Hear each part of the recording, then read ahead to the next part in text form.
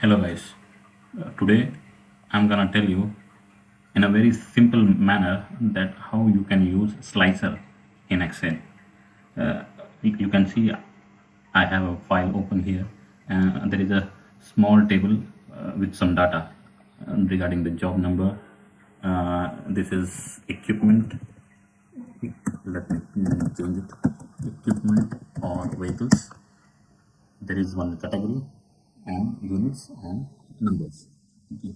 So we will see that how we can create slicing based on this data. Okay.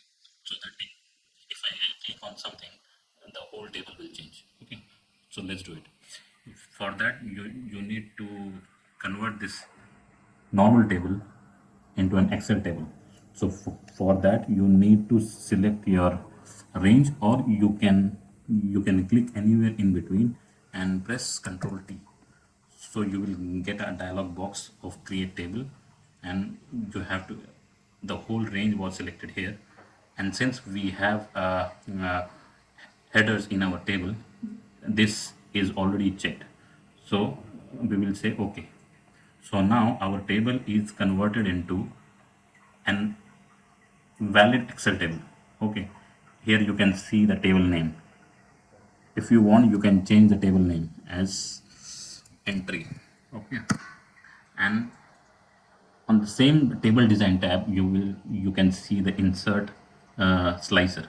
So just click on that, and when you click it, you can see there are a number of options will come.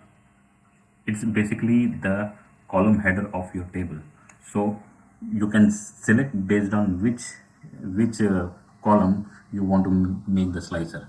Like if I want to make it as per job number, uh, equipment vehicles, so you will get this one, and you can resize it and place it according to your choice.